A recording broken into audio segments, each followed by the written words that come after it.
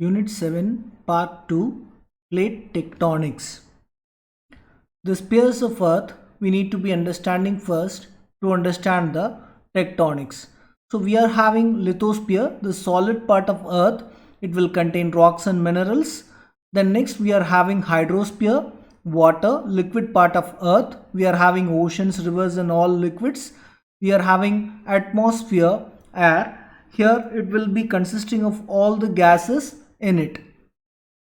Next, Earth's interior.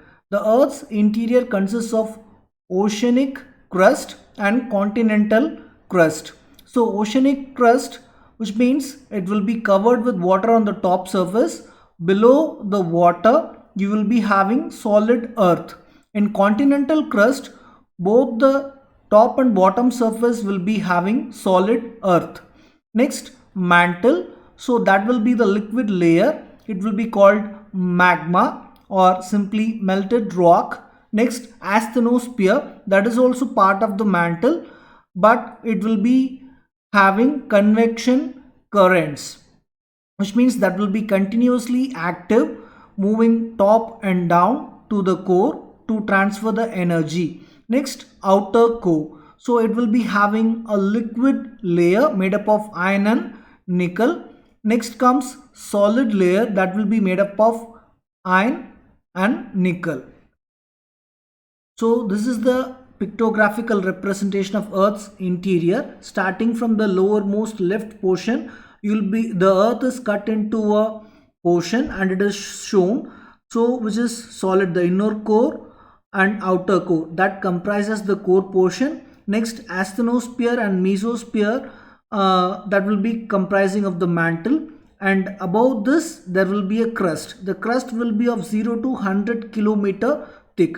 The crust is expanded in the right topmost image. The crust is shown as a lithosphere, which will be the solid portion of the earth. So it will be called as continental crust. If it is completely having solid portion, it will be called as oceanic crust if it is having part of water and part of hard hard portion of the crust. Next, you will be able to see the continental drift.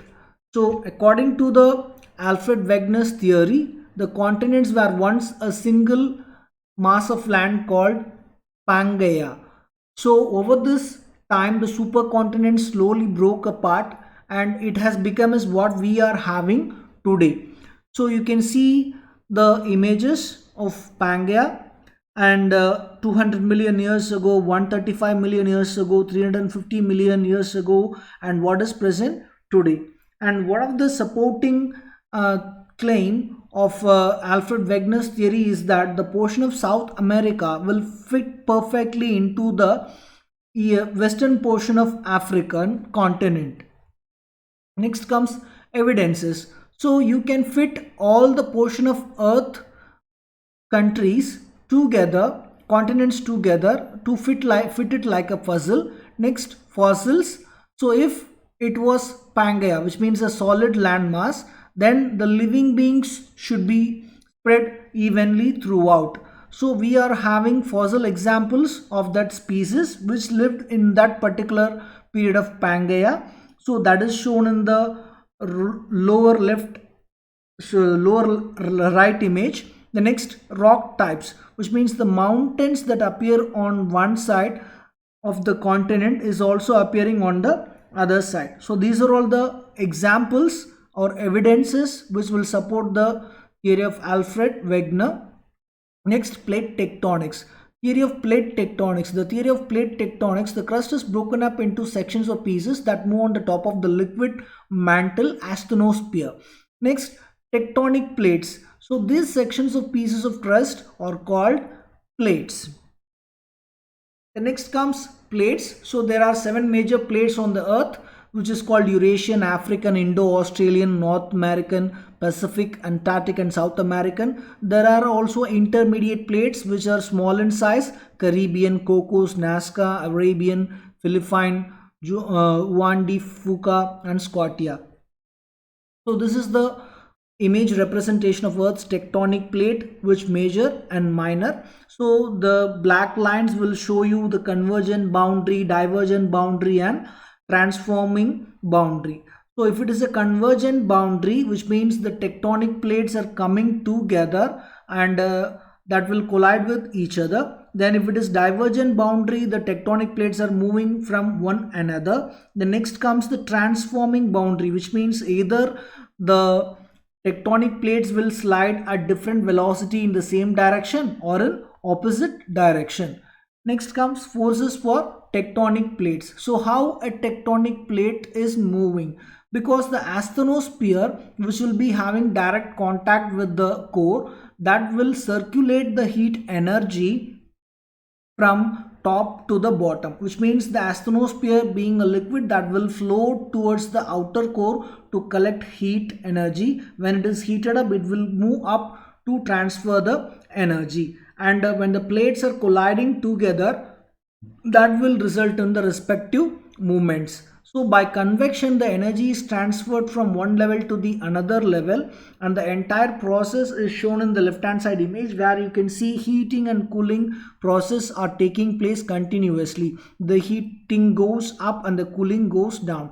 When the liquid cools, it will come down. When it is again heated up, it will go up. The next comes crust density. Oceanic plates are dense and heavy, so that will sink and subduct when there is a continental crust. It is colliding together. But if the continental plates being less denser or lighter when compared to the oceanic plates, that will start moving on the surface of the oceanic plates. So next comes plate boundaries. So what are the types of boundary we are having in Earth?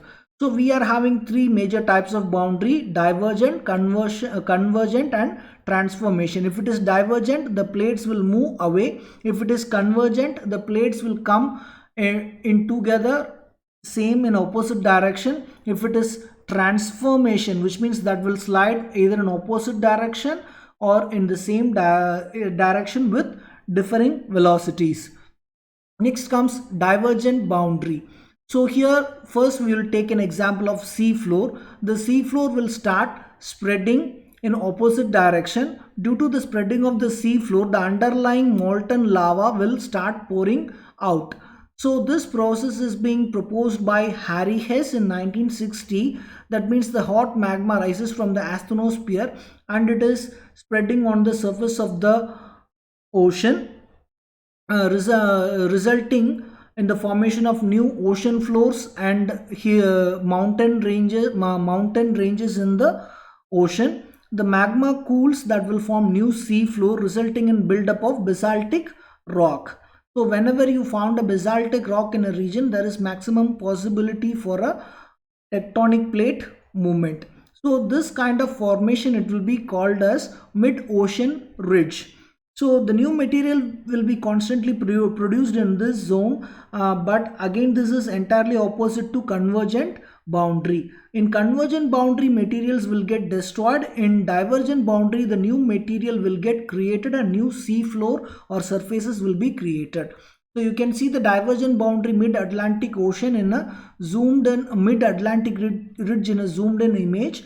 So you will be able to see the longest underground and underwater mountain range is mid-Atlantic ridge, which is 56,000 kilometers long. The mid-Atlantic ridge is considered slow spreading, which means it will be slowly forming almost 1 to 2 centimeters per year. But there is a fast spreading ridge in East Pacific rise, which will be spreading almost about 6 to 8 centimeters per year. So in the right hand side image, you will be able to see the ridge which is represented, and also the East Pacific rise is also shown. The East Pacific rise is shown in the middle of the ocean, that is away from both North and South America, and the mid-Atlantic ridge is in the middle or in the middle of the ocean of Atlantic Ocean. So you can see the bathymetric image or the underwater sea surface image, that will be called as bathymetric image, which is obtained through satellite, is being presented in the left hand side. The red portions will show you the peaks in the underground underwater.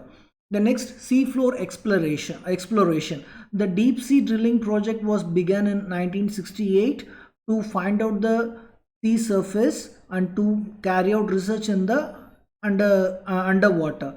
So a vessel named Glomar Challenger is being used that will be able to drill very depth locations in the underwater. So that is which means even below kilometers of seawater it will be able to perform drills.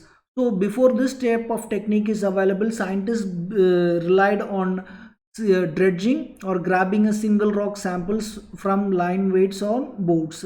Then finally, by using this particular Glomar Challenger vessel, the scientists found that the continental crust is thicker, or it is having very high density. The continental crust is less dense than oceanic crust, which is younger than the sea floor, which means the youngest sea floor will be available in the mid-ocean ridges, and with increasing in distance the age will increase. Before this particular technology is available, most of the people believed that the underwater is a smooth surface. In the mid of 1960s, they also carried out magnetometer surveys, which means they used magnetometers under sea water to find out the ages of rock, marine rock, and these anomalies were aligned parallel, which means the north direction will be represented as south and south will be represented as north in the underground sea surface, so which are symmetrically distributed on either side of the mid-Atlantic ridges. Geologists Fred Wine and Ramon Matthews first noticed that these symmetric patterns of magnetic strips and concluded that this pattern of magnetic anomalies at sea matched the pattern of magnetic reversals over time, which means approximately once 250,000 years the Earth's magnetic field will change from north to south and south to north.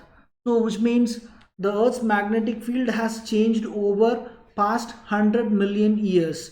So which means once in 250,000 years this pattern of reversal will be observed, and to support this pattern of reversal the normal magnetic field will be reversed in the zones which is below the water, which means the normal magnetic field will be considered positive anomaly, and when the magnetic field is reversed it will be considered as negative anomaly. The following image will show you the effect.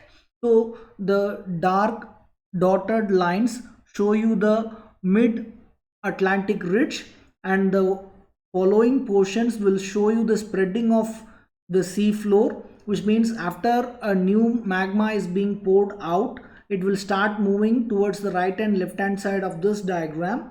And when you see the normal magnetic polarity is represented in dark red and light yellow and pale yellow. The white portions in this diagram show you the reversed magnetic polarity.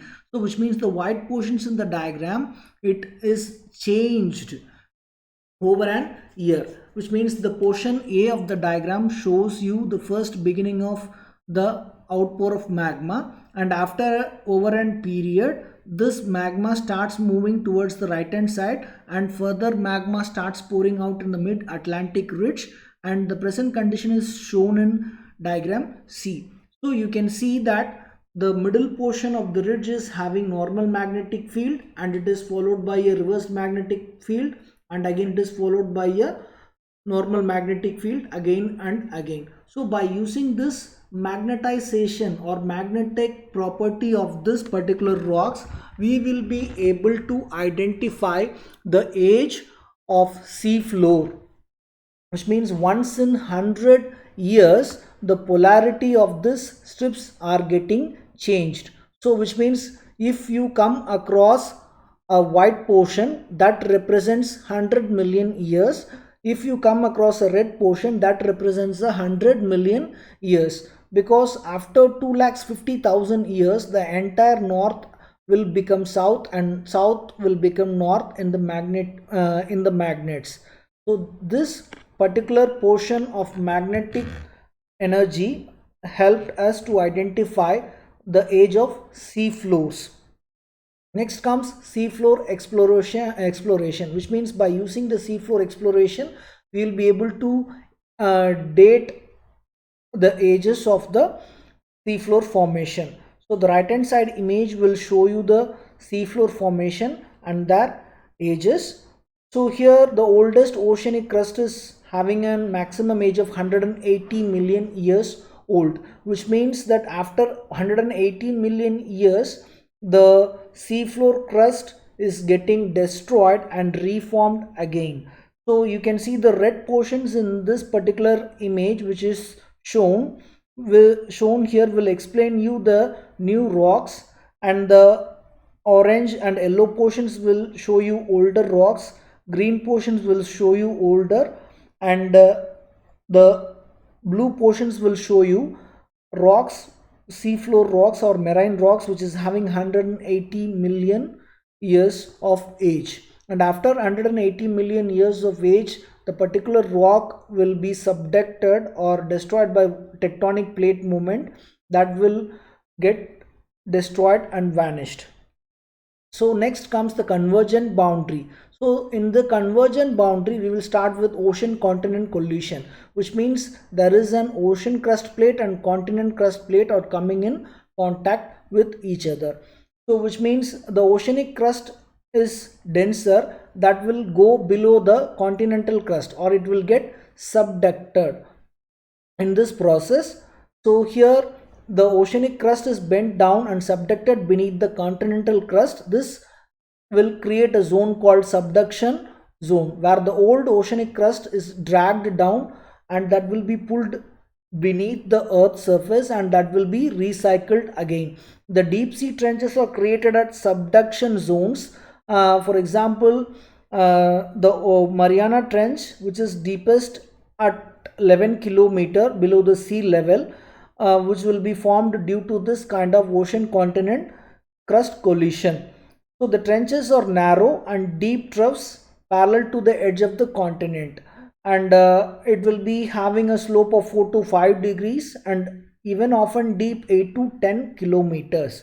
So the right hand side image will show you the trench, oceanic crust, lithosphere, asthenosphere, and lithosphere of continent crust, and you can see the formation of volcanoes on the banks where it is happening, that will result in volcanic arcs. So next, convergent boundary. So if two continent plates collide, mountain building usually take place because they are both relatively low in density. Because the continent plates are low in density, that will collide one another, resulting in the formation of mountains.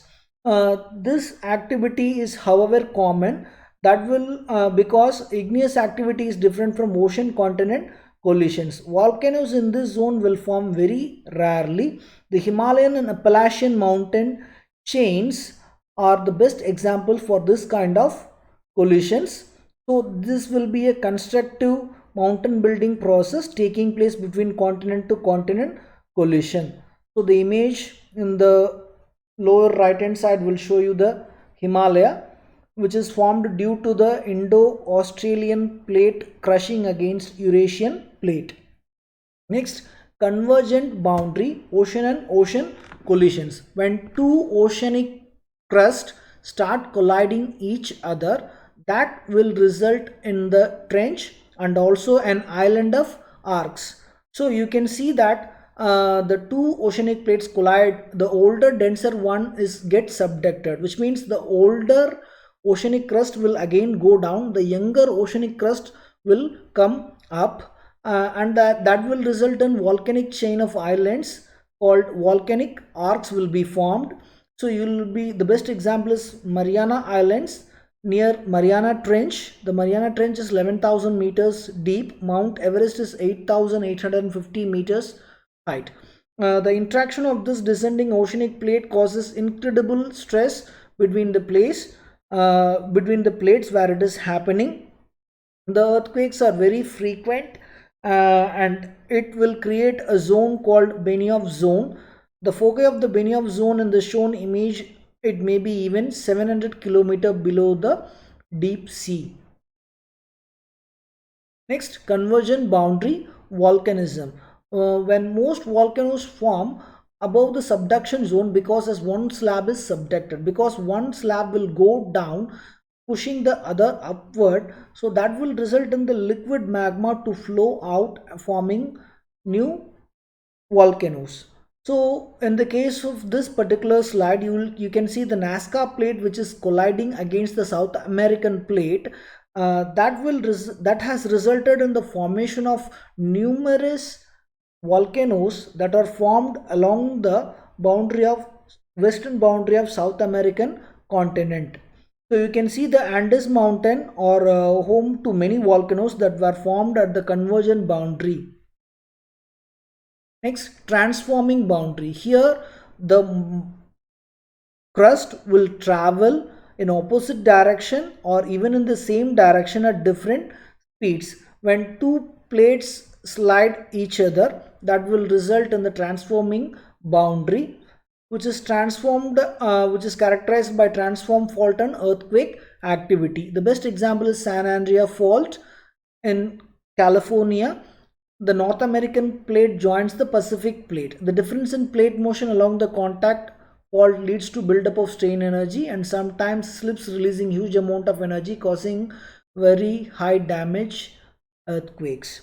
So that is the left hand side image is the aerial photograph of the transforming boundary. The right hand side is the graphical representation of the San Andreas transforming boundary fault. So Zhu William, a geophysicist, was fascinated by the Wegener's theory of continental drifting. He also inspired by Harry Hess. Then he recognized advancing plate tectonic theory by introducing three major concepts.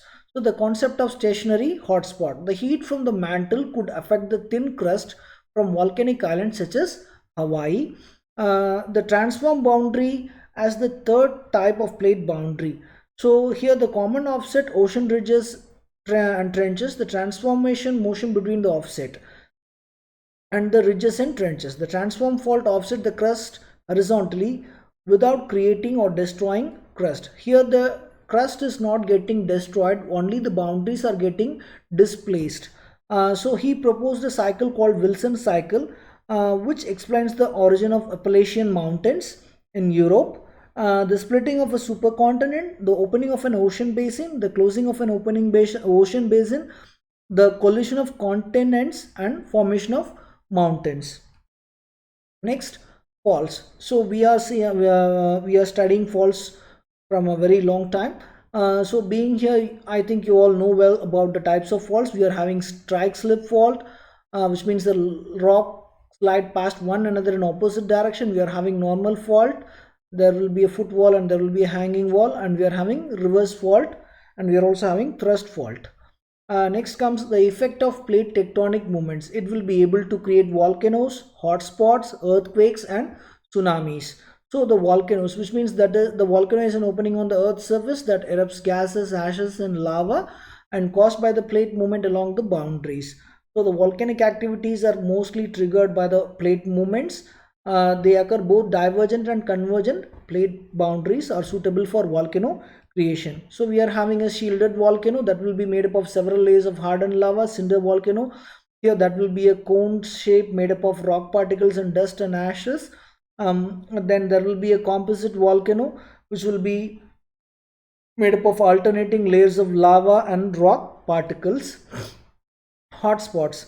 So hotspots are continuing locations to form volcanic island, which means there will be an active volcano, and due to the plate movement the volcano will be cut off from the supply of a magma, and it will move in the direction of plate movement. Next, one more volcano will be created in that same zone, and again the connection of that particular volcano to the magma will be cut down due to the crustal plate movement, and this will start creating a hotspot, which means an island of volcanoes will be created. Volcanic activity will be created. The example is Hawaiian Island in US. So earthquakes will is again caused by fault line movements. So it will be having a focus and epicenter.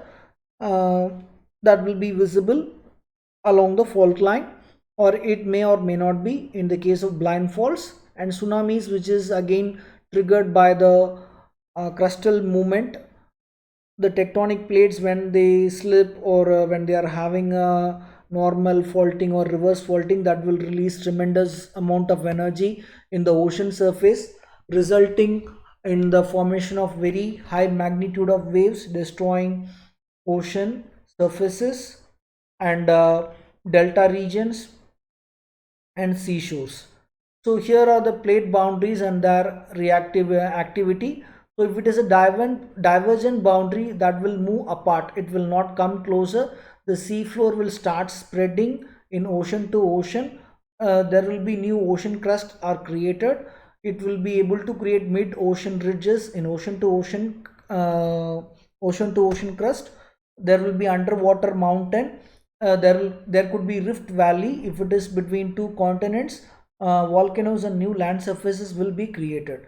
So if we are having convergent boundary tectonic plate movement, the plate will come together.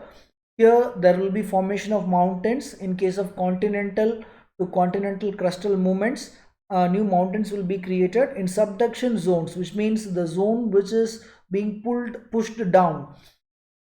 Deep sea trenches will be forming in ocean to continental plates. The depression will be created, which will be similar to a hole in ground, and volcanic arc will be formed in ocean continental plates. A line of volcanoes of islands will be created, an island arc. If it is an ocean and ocean crustal plates are pushing together and subducted, a line of islands in the ocean will be created, and a transform boundary, which means if they are sliding past each other, that will create falls of all types. So that may trigger earthquakes and tsunamis. Thank you.